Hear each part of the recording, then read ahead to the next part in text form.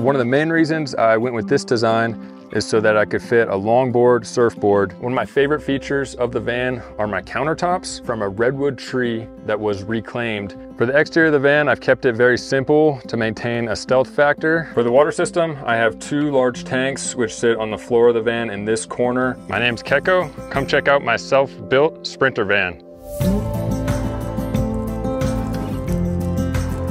When I was designing the van, I decided to incorporate a feature that I've never seen before.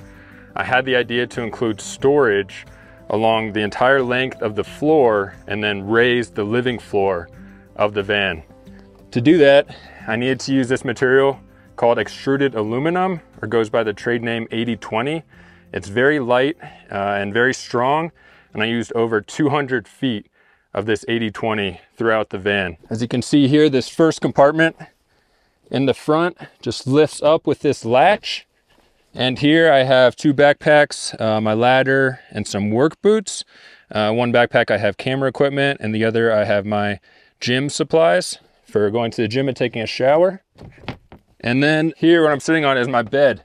It is currently in work mode with the cushions high up, and there's 3 total modes. The next, I call this chill mode, or more of a couch mode, where I can relax like this. And then the last one is full bed mode, where this pulls all the way out to this countertop. And in full bed mode, the dimensions are 80 inches long by 50 inches wide. But to be honest, I rarely use the full bed mode. I have plenty of space to sleep just like this. Also beneath my bed here, I have 2 drawers where I keep all my clothes. This one I keep pants and shorts and socks.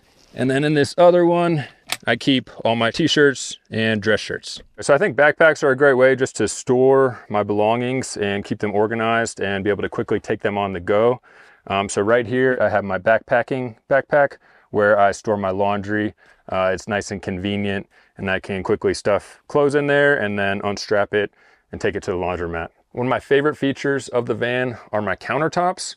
They are from a redwood tree that was reclaimed in the Santa Cruz, California area.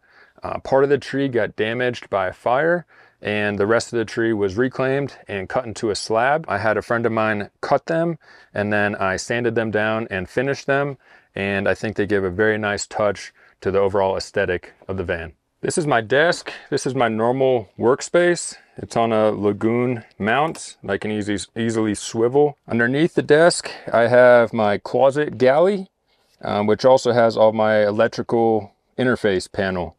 And here in my closet, I have a suit, a jacket, and some dress shirts, which nice and handy. It's not the full height of a normal closet, but it works for me. And then for my electrical system, I wanted a very good system, but one that is as simple as possible.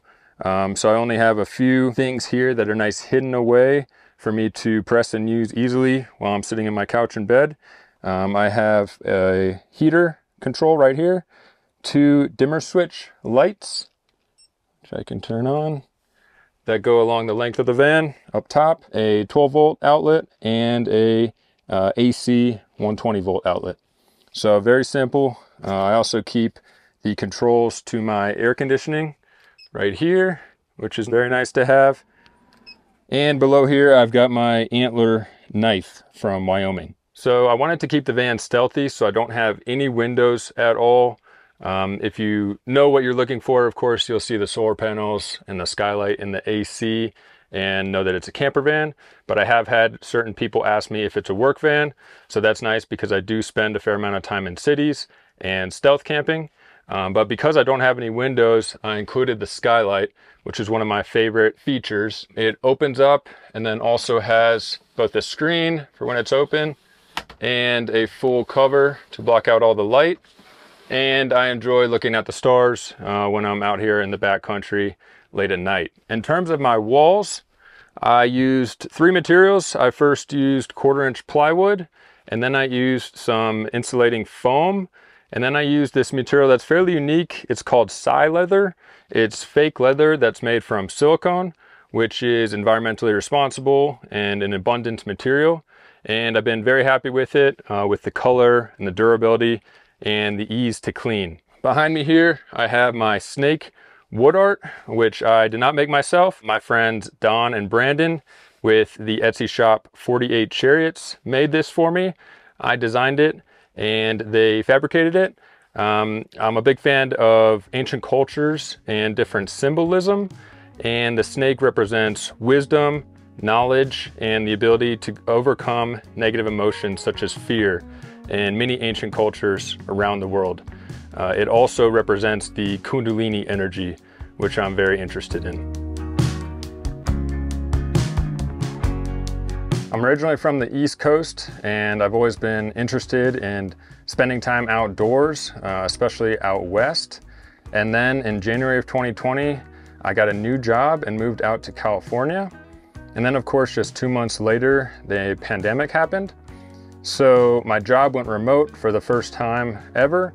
I'm a chemical engineer and I work in industrial settings. So when my job went remote, I decided to escape the lockdowns in the US and moved down to Mexico in the summer of 2020. I stayed there for 1 year and really enjoyed my time down there. While I was there, I decided to move back to the US and buy a van and build it out. So that was 2 years ago.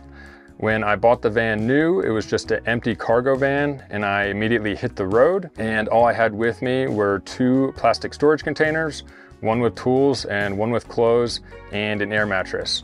So for the first year, I spent my time on the road building out the van, spending some time in the parking lots of hardware stores, and I rented a makerspace for about 3 months to do a lot of the work. So I've been living out of the van for 2 years now and living nomadically for 3 years. This is my electrical cabinet.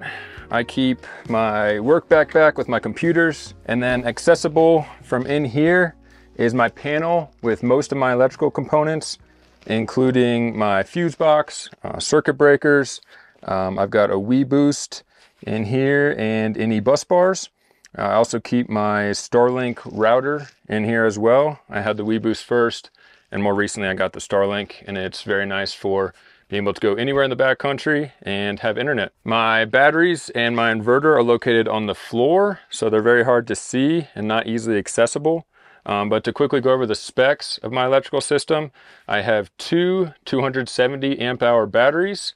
I have one 3000 watt inverter, and then I have 2 180 watt solar panels on the roof. Next, I have my isotherm fridge, which works great for me. It's got plenty of space. I believe it's 2.3 cubic feet. On this countertop here, I have my Marshall speaker, which is great when hanging out with others and want to blast the music loud with some good sound quality. And then finally, on this side of the counter, I have my tea kettle, which I use every day and plugs right into the electrical, a simple lamp, and a hippo, which was a gift from my friends in South Africa. In the back here, I have all of my cooking supplies, which I keep it very simple. I simply have a 1 burner gas propane stove with just the simple camping propane canisters. I have this 1 plastic container, which has my cast iron pan and ghee and olive oil and spices. And then I do also have a toaster oven, which I need to take out of this compartment and set on the counter to use.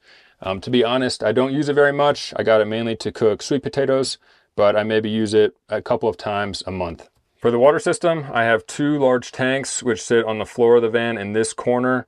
One is 22 gallons and sits over the wheel well. The second is 20 gallons and sits right next to it. I also have 2 pumps which feed both of 2 faucets. One is for normal water, and then the other is for drinking water. So I have the option, if I have access to good quality water, then I can fill one of the tanks and fill that up with drinking water. Whereas if I only have access to poor quality water, I can keep it isolated in the other tank and use it just to rinse dishes and take an outside shower if I want to do so. The 42 gallons is much more capacity than I need, but I wanted to have it as a feature in the van in case I want to spend extended amounts of time in the desert or in Baja California. For my final 2 drawers in this area, I keep items that I like to have easily accessible. The top one has a bunch of teas, coffee mugs, vitamins, supplements, toothbrush, toothpaste, etc. And the bottom one is where I have half of my library with a bunch of books, some supplies for making coffee, and water bottles. The other half of my library is beneath my passenger seat. I know a lot of people put their heater in that area, but for me, it made more sense to put my heater actually directly below where I'm sitting now. So it's sitting on the factory floor of the van underneath me, and then the outlet is right here. This makes a lot of sense for me because especially when I have the bed pulled out, the hot air is blowing right underneath the bed and it gets nice and toasty in here. Here in the front of the van, I have my headliner storage, which is essentially my linen closet. I have a blanket, sheets, and towels, and a jacket. Up front here, I have the last of my underfloor storage. So when I lift up this latch, I can easily access some snacks, vitamins, supplements, etc. And my van is a 144-inch wheelbase high roof Mercedes Sprinter from the 2021 year. I bought the van new and built it out myself. I'm a big fan of this size of the van, the shortest length, because it can easily fit in a parking spot. And then the high roof allows me to do the design that I incorporated into the van. The passenger seat is on a swivel, which is very convenient, especially when I'm hosting other people to have more seating area.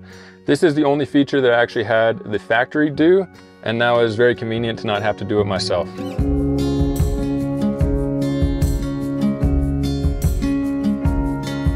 Right now, I do not have a timeline for how long into the future I will continue to live this lifestyle. It works very well for me right now. I spend most of the year in the van, but then 2 to 4 months out of the year, I will travel internationally. And during that time, I will leave my van with a friend to watch. And so I really enjoy the mix of traveling the US in the van and then internationally as well. The overarching purpose for why I live this lifestyle is to better connect to God. I feel that when I'm spending time in solitude, in nature, for example, at the top of a tall mountain or in the ocean, and then also when I'm chasing adventure, that's when I feel closest to God. Now that may sound very funny to many people, you know, what does van life and God have in common? But I feel like many nomads can relate. The constant challenge, the constant adventure, and then the time to just purely enjoy nature and the solitude makes me feel that much closer. So from the back of the van, you can easily see the elevated floor. It is elevated higher in the back section. It is about 18 inches high, whereas in the front, it's about 12 inches off the factory floor. One of the main reasons I went with this design is so that I could fit a longboard, surfboard in the van and it not take up space in the main living area. So if I take out my tools and my backpacking bear can, then you can see this pull-out cargo tray, which right now I'm not at the beach, so I don't have my surfboard, but I've got a lot of other supplies. I've got a Starlink, some foam roller, exercise equipment, hose to fill up my water, and a bunch of backpacking equipment. So I'm really a fan of how well this works. I believe this cargo tray can hold 800 pounds, and I've never come close to that, but it's super convenient to easily grab my stuff from the back here. And one of my favorite things about this design is it makes the rest of the van feel very open. I don't have any upper cabinets, and it just makes sense to me to have all the weight of the van being on the floor or on the bottom of the van as opposed to hanging off the walls. So from the back, you can get a better view of my water system. I can easily take outdoor showers. I flip on this switch and then turn on the water, which is especially nice for rinsing off after surfing or hiking. I have my 2 fill ports for my 2 tanks easily located here. And then when I undo these screws, I can access the rest of the water system. I have, as I mentioned, 2 pumps, several valves, so I can essentially have either one of my tanks have water pumped from it via either one of the pumps and to either one of the faucets. For the exterior of the van, I've kept it very simple to maintain a stealth factor. I only have items on the roof of the van. In the front, I have 2 solar panels. In the middle of the van, I have the skylight.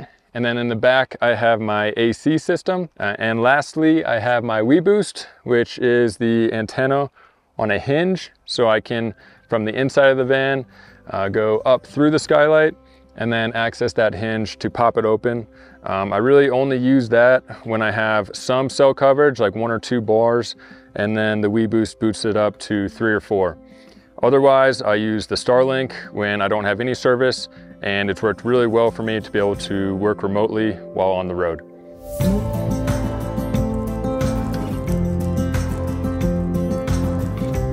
Thank you so much for joining me on this tour. You can find me on Instagram and YouTube at Keko Van Life, and I truly hope to see you on the road.